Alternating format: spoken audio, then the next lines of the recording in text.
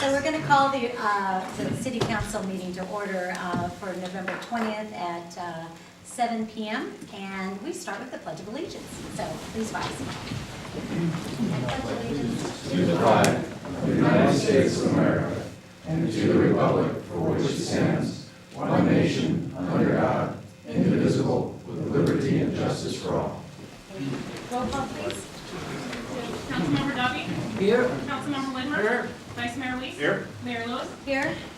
So before we get into our presentation, I just want to make a couple of quick announcements that our parcel tax, Measure X, passed on November 5th at the ballot with the required 2/3 majority. So our residents do support that, and that was a big push in lots of ways, and it's funds that we sorely need for our infrastructure and our budget. Also, we also have the residents elected a new council member, and he's in the audience, Councilmember-elect Rick DeGoya. He received 62% of the vote, so he will be sworn in on December 4th at 4 o'clock. At a special meeting, and that's the only thing on the agenda. Everyone is invited to come. We'll have a little reception following that. Hopefully we'll have a start of a new tradition in Atherton politics to welcome our newly elected and re-elected council members with a little celebration and bringing them into the fold. City Manager Roberts has already started to do that in an orientation format, which has never been done before in my recollection, and it's really making us all better to serve you. So I just wanted to acknowledge that. So tonight our presentation is with SamTrans Transit, Barrow Emerson, Principal Planner, and is Melissa here tonight? No, okay. So. I didn't think it took two of us to do this. Well, I know. It didn't look like there was enough seating. Thank you. Thank you, Mayor, council members, and guests. As the mayor said, my name's Barrow Emerson. I'm a SamTrans project manager, and I'm the project manager for this El Camino Real. I might have to do a pantomime. What's on there? No worries, I'm teasing. We don't get to see his password. There we go. Just a building. I'm here this evening to give you a quick overview of the study, how the study will progress, and how and when Atherton can participate and provide input to the project. SamTrans is pursuing this project for 3 reasons. Number 1, to provide a better ride or a product for our existing patrons. Number 2, to increase ridership by attracting more people who don't ride today. And thirdly, and possibly more importantly, to a council, is to support the planned growth initiatives along El Camino, like the Grand Boulevard initiative. Bus rapid transit is a type of bus service and facilities which attempts to be rail-like in its product in terms of speed and the branding of the facilities, etc. Firstly, just an orientation. This is stuff you all know, but just as a reminder, there are points where El Camino is right next to Caltrain, and there are points where it's not, and then it catches up with Bardigan in the North County. A few factoids there about the corridor today and some growth changes that you'll see in the next 20 years. As you may know, last August, SamTrans introduced a new route called ECR on El Camino, and it travels between Palo Alto and Daly City, 15 minutes each direction, all day, every day, which is quite a high quality level of transit service for a local service. Good news, bad news, the ECR route makes over 100 stops in that 30-some miles. So unfortunately, a trip from Palo Alto to Millbrae will take over an hour, and for the last 8 miles from Millbrae, it'll take another 50-some minutes. Now that's really good for connectivity, but for anyone wanting to make a longer trip, it's relatively ridiculous. So, and having said that, there's almost 13,000 boardings of that service a day. But they're mostly very short relatively short trips, or people who are transit dependent and have to take it as far as it can go. But interestingly, that 13,000 is almost 1/3 of all the SamTrans boardings through the entire system. So El Camino really is the heart of the system. For your information, you have 5 stops in your city with about 1% of the boardings.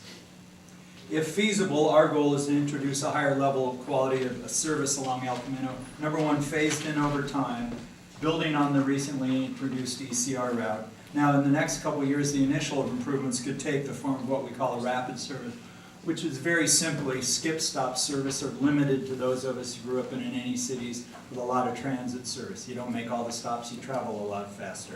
Now, the idea of full BRT and some of the infrastructure features that are included in it will only come at a time when the conditions and the opportunities right in any particular local community.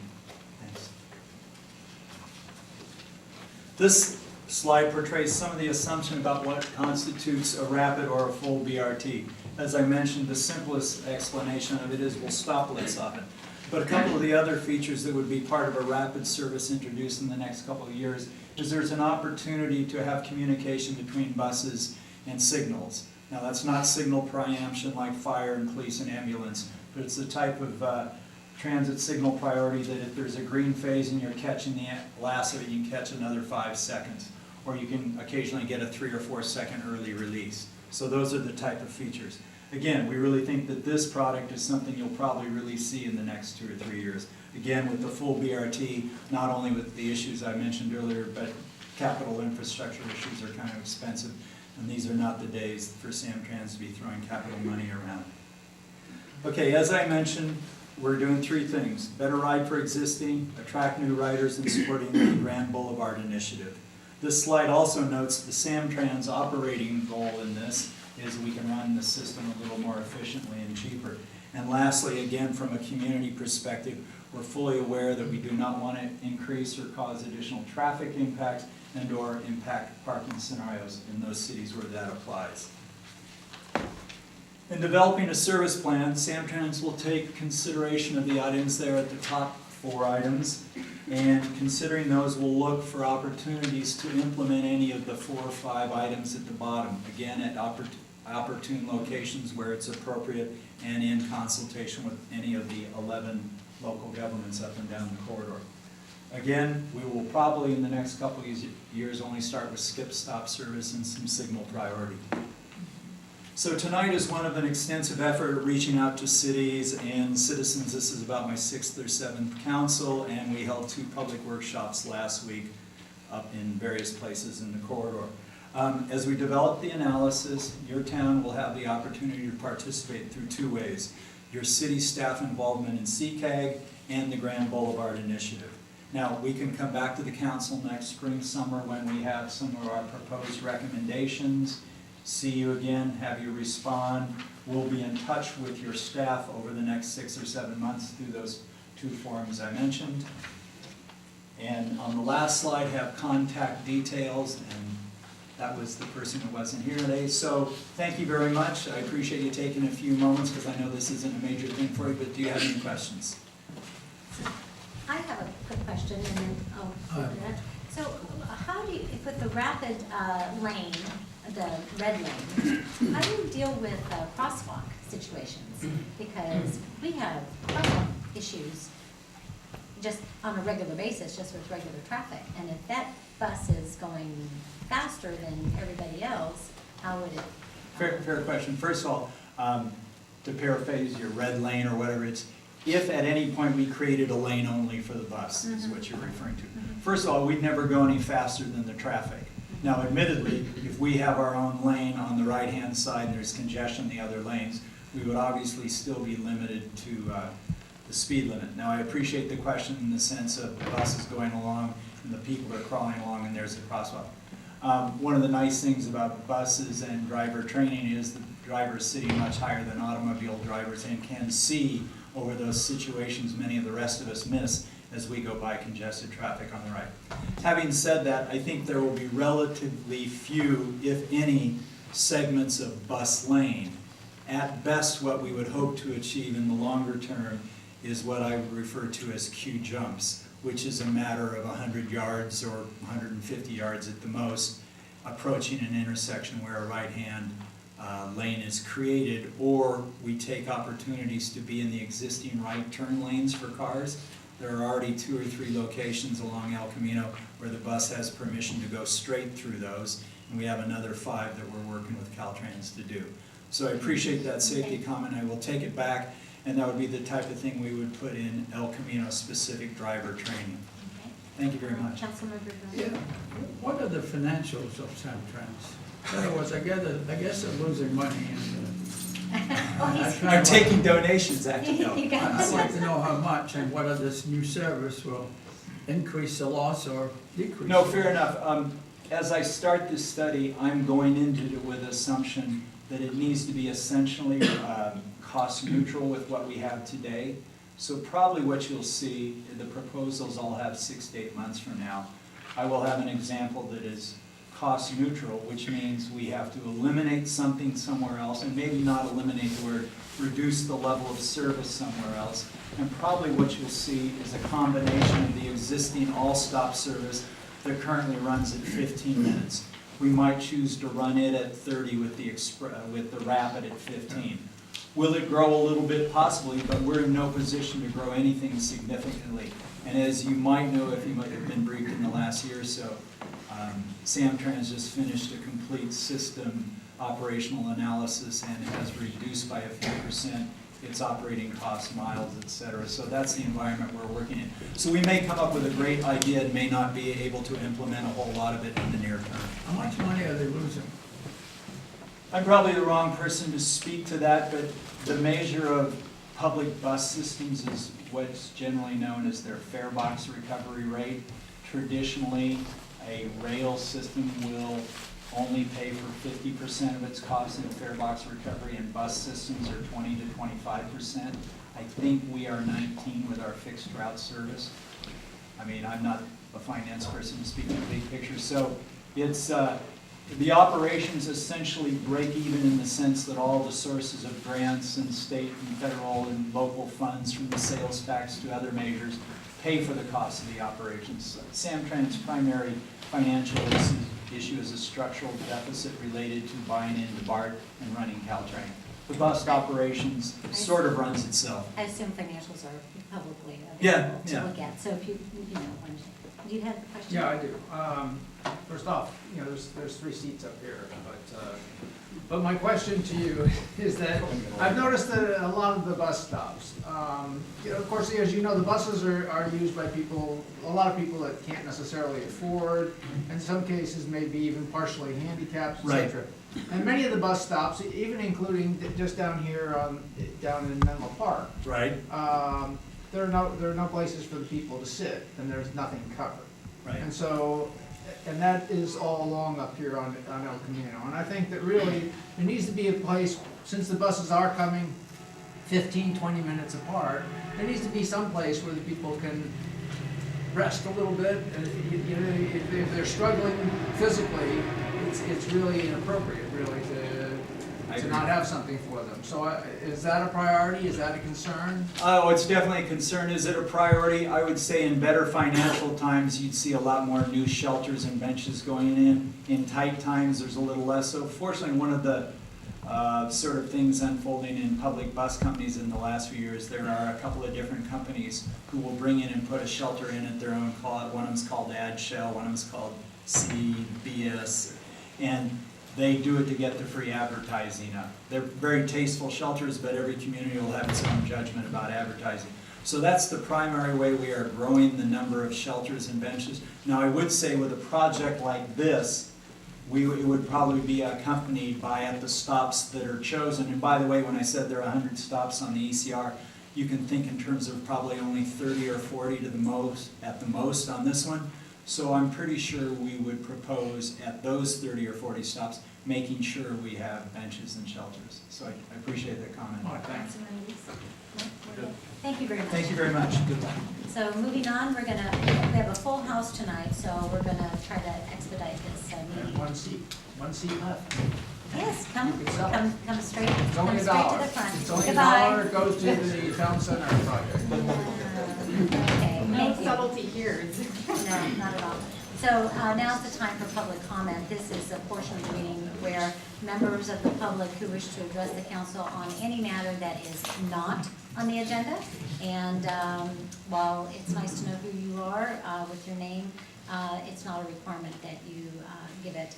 We limit it to 3 minutes. Do I have any members of the public who would like to speak on items that are not on the agenda tonight? Going once, twice? Okay, we're going to move on. There's no closed session report, and item number 5, City Manager's Report, item number 6. Thank you, Madam Mayor, members of the council. I won't go through the entire report in detail. It's rather lengthy. There's some notes on there on surf air, but we have an item on the agenda later this evening to cover that. I talked a little bit about pavement condition index. That's something we like to champion in town here. Our roads are in really good shape. We're in the top 5 in the Bay Area. There's a new mayor and council member academy sponsored by the League of California Cities in January to encourage that new mayors and council members attend. We do want to encourage all new council members and existing council members to attend the League of Cities. It's the third week of January. And if there's, I think, a council conflict that Wednesday night, maybe we could change the council meeting if there's enough of us this time that it's going to go. Just a little heads up there. There's also a discussion of ABAG general liability insurance and city's group workers' comp insurance. Staff looking at an alternative vendor for that service, and that's kind of discussed in the report. What's also talked about is an update from the Civic Center Advisory Committee, the Animal Control Shelter. I wanted to note that I'm a member of the San Mateo City Managers Association Committee on that renegotiation of that. We need to look at alternatives. Animal control services costs the town $52,000 a year. The amount of $5,500 in addition to that would be for the new shelter proposed at the existing location. But it is something we need to closely evaluate as we go through negotiations, and maybe there are other games in town we need to look at that. So just FYI, we're hosting the Council of Cities, San Mateo County Council of Cities elected official dinner on Friday night. Electeds are going to be there, and our speaker that evening is going to be Pam Machado, who's the contracts administrator for San Mateo County of the Peninsula Humane Society, and she's going to talk about how the animal control contract works, their lease agreement, and the upcoming contract negotiations. And so it's a timely manner. A lot of other jurisdictions are paying a lot more than the $55,000 or $52,000 that Atherton is paying, but that seems like a big budget number, and we need to evaluate that. It's a formulaic an amount that the town pays. It's formulaic based on population and usage, but even so, it's quite high. We need to make sure we're either getting our value for that dollar or see what else we can get. Lastly, in the manager section of the report, there's an article from the Sacramento Bee on Californians' knowledge about civic finances. And I found that article to be interesting and would encourage every resident in Atherton to get involved in the town's financial situation and budget cycles every year. It's a really important process to be involved in. The Finance Committee, there's a Finance Committee department report in there as well as other departmental reports. If staff has, if council has any questions, staff is here to answer those to the best of our ability. Does any member of the council want to make a comment on the city manager's report? Okay, there is an item about the biped master plan tour. Oh, sure, I can make a comment about Okay, that. thank you. Rick and I and Valerie were the three, Rick, I, and Valerie in the back were the three Atherton residents that went on the tour. There were about 12 people that went bike riding, including Sherman Hall, our sergeant and detective. And then there were a number of people that went on a slow walking tour. We looked at where people normally are biking in Atherton and went through some fairly treacherous intersections to really get the first-hand experience and make sure everybody understood what was going on. We stopped periodically and looked at and discussed what type of improvements could be contemplated and what the benefits and drawbacks might be for those. And those are going into the final report, which we should see in a couple weeks. We also discussed very briefly the survey that's out there, and I think they're about to close that. So if anybody wants to make a last-minute input into the bike bed master plan survey, that's open, I think, until the end of this week. But I think all in all, it was a great day for all of us to be outside. No one got hurt, which was a good thing, but there were some people that honked at us and stuff like that. So we got the full experience. But there, hopefully, in the near future, we'll be making some improvements and making it safer for not only kids but adults to ride to and through Atherton, and also get to our park from the west side. Councilmember Weiss? Okay. Okay. All right, so thank you very much for your very detailed report, City Manager. So there's item number 7, there's no community organizational roundtable report. So we move on to the consent calendar. It appears to me that there's an error on the agenda. It's items 8 through 13. However, we have been advised by City Manager that item number 13 should have been put onto the regular agenda. So we are going to move item 13 to the regular agenda. And I just would like to get a show of hands. How many people are here for item number 13? The tennis contract. Okay. One? Two. Oh, okay. All right. Thank you. The consent calendar is typically items that are routine in nature. However, any member of the public could pull an item for question or clarification or further discussion, and also any member of the council. So are there any members of the council that wishes to pull an item? Items number 8 through 12. Any member of the public? Seeing none, I'd like to entertain a motion to approve the consent calendar, items number 8 through 12. So moved. A second? Second. It's been moved by Councilmember Whitmer and seconded by Councilmember Dobby. All in favor? Aye. It passes. So going on to our public hearing, which is item number 14. Item number 14 is the second reading and adoption of an ordinance to amend Title 15 of the Atherton Municipal Code, adopting by reference the 2013 California Building Standards Code, retaining existing modifications, and ratify the fire regulations as adopted by the Menlo Park Fire Protection District. This item came before council last month, and there was discussion, and it did pass the first reading at a 3-to-1 vote. So at this point, does any member of the council have a clarifying or other question regarding this item? Well, of course, I was the dissenting vote, and, at the conclusion of the discussion, the fire district was kind enough to provide us what some of the other cities had, and, 9 out of the 17 cities, had what might be considered more friendly type of ordinances that would require fire sprinklers, which can be costly to a smaller homeowner.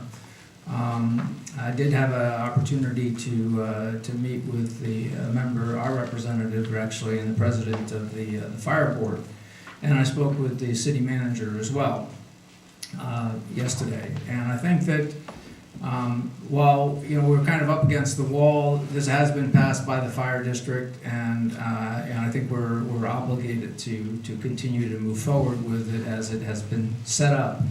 But I would like consent of the council to at least consider that staff might work with the council and then go back with the fire district and see if there could be perhaps a modification that would address some of the smaller homeowners, something along the lines of, what was there in Woodside or Portola Valley or San Carlos, Burlingame, San Mateo, Palo Alto, Mountain View, where there's a little bit larger. If you have a 2,500 or 3,000 square foot home and you're doing a modification, 1,000 feet might be too small. So I do think that it'd be nice if the council, in passing this, could consider asking staff as an amendment to this to consider having some alternate discussions with the. Okay. Well, sorry, that's. What's me to Mike to, did you want? No, Okay. unless the council has any other questions, staff's here.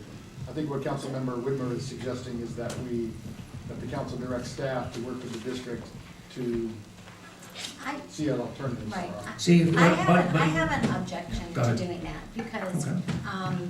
again, in all due respect, Mhm. we had the vote to approve the first reading, it was 3-1, and you are actually in the minority in this, and there's been a lot of staff time, and not only our staff, but the fire department staff, to try to accommodate your request. I believe that this ordinance has been in effect for Atherton before now. This is not a new ordinance that has been passed. And it was passed because we want to protect the homes in our town that experience 50% or more of a remodel.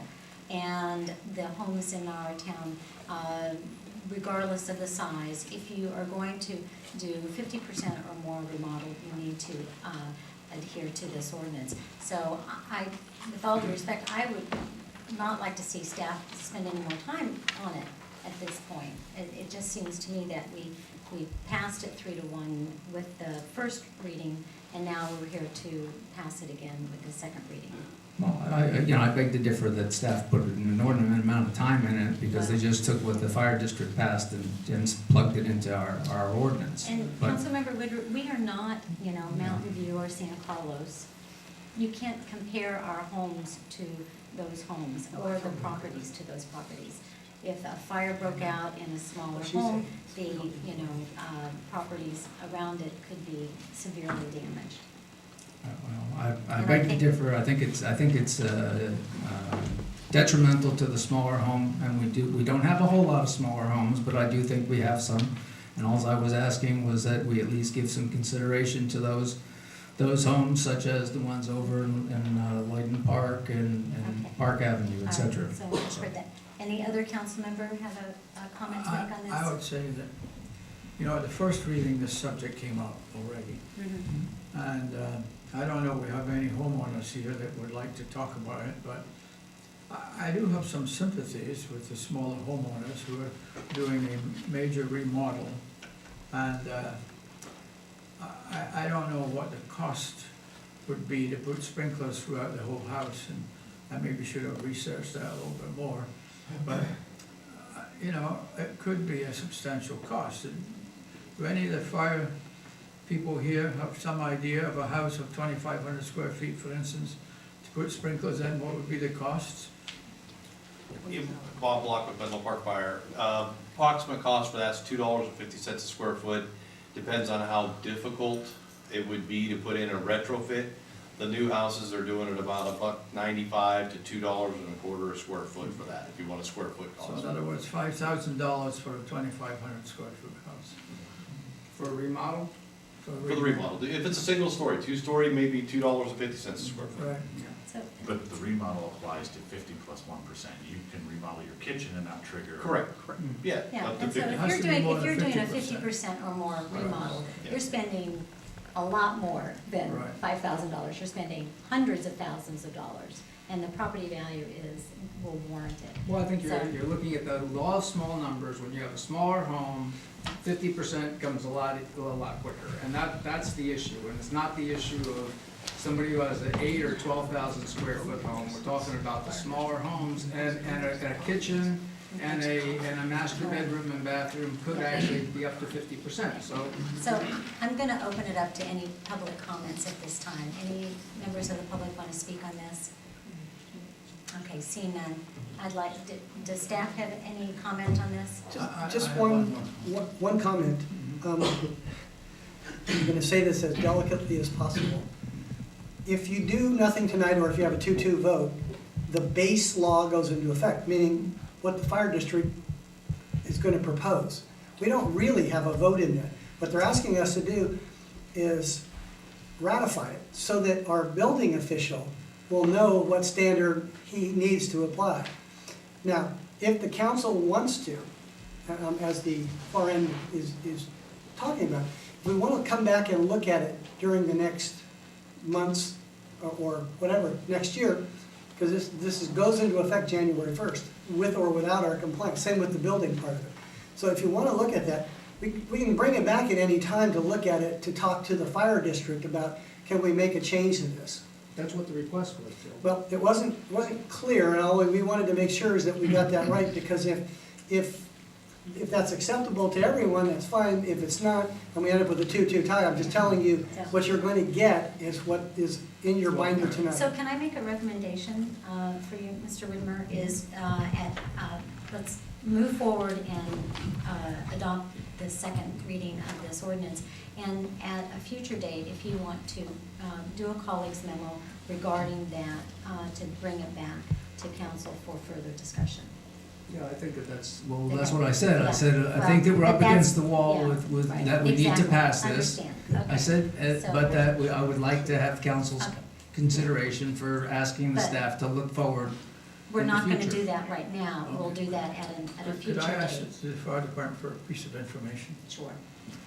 Is there any, in homes where the sprinklers go off and they have fire alarm systems, is there any way that it can connect that triggering of the sprinkler to the fire alarm? Yes. They typically do in the Atherton homes, they hook it up to what's called the flow switch. So when water runs through that, it triggers an alarm in the house and to their alarm company if they choose one. All right, thank you. Okay. So I'd like to entertain a motion to adopt this second reading of the ordinance of the city council for the, well, I'm not gonna read this. It's an entire paragraph of the title, the fire ordinance. So move the paragraph. Thank you. A second? Second. It's moved in second. All those in favor? Aye. Opposed?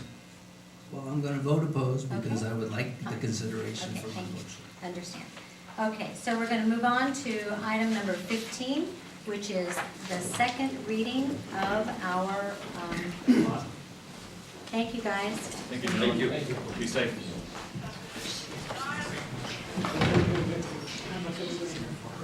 Item number 15 is the second reading and adoption of the ordinance prohibiting overnight camping.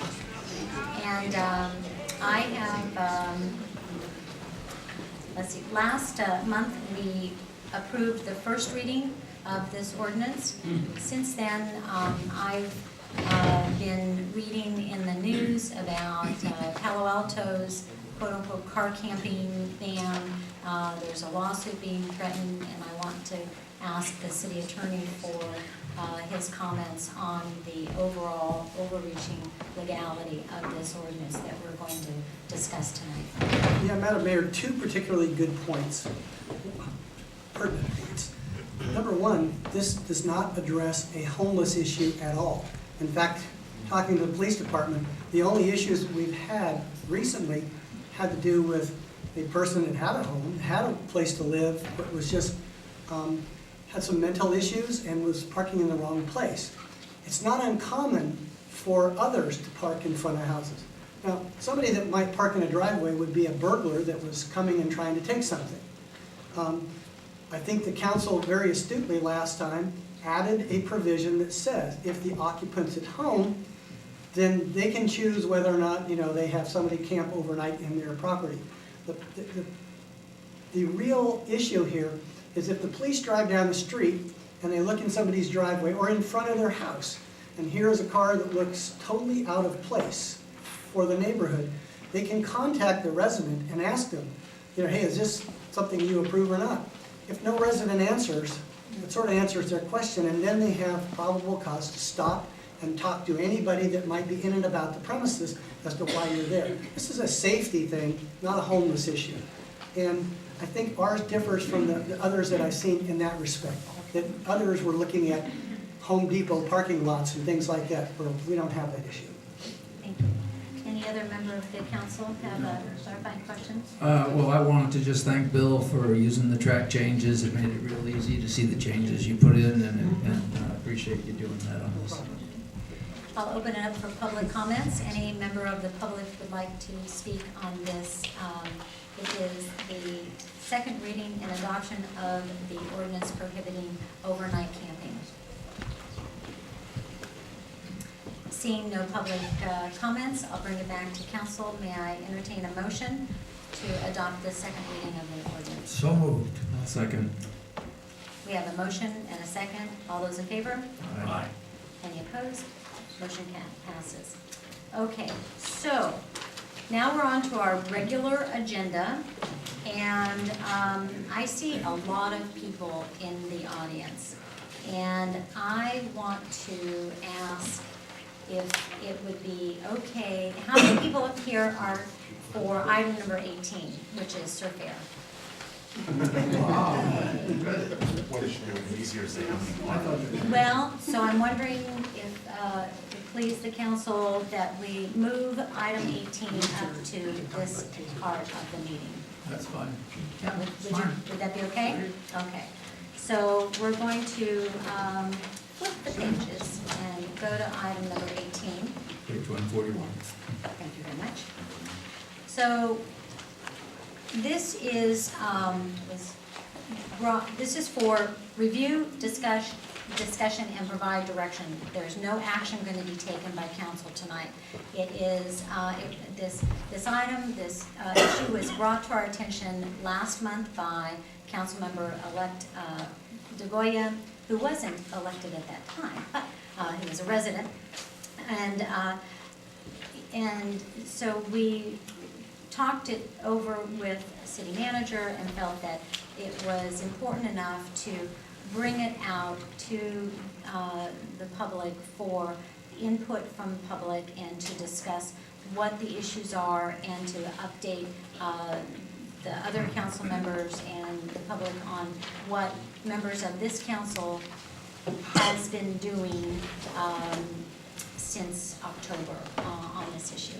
And so I guess the staff report, City Manager Rodericks did a really good job of kind of laying out the background of it. I think what I want to do is just open it up for public comment, and we'll start the process at that time in that regard. Is that okay? Yeah, you have the staff report, it's pretty self-explanatory, as you Yeah. mentioned, and Mhm. the next steps from staff's perspective Mhm. is just a recommendation of the council that you form a subcommittee of some kind, whether it's council member elect and Mayor Lewis, who will have been involved with it, Right. to go through Continue another to- process. Right. So I'm just gonna open it up. Rick, yeah, you kick it off. Good. Rick DeGolia, 84 Clay Drive. Last council meeting, I informed the council that there were a number of residents that had contacted me, basically as I was walking neighborhoods, and informed me that they were very upset by the noise that they experienced from Surf Air, which is a new charter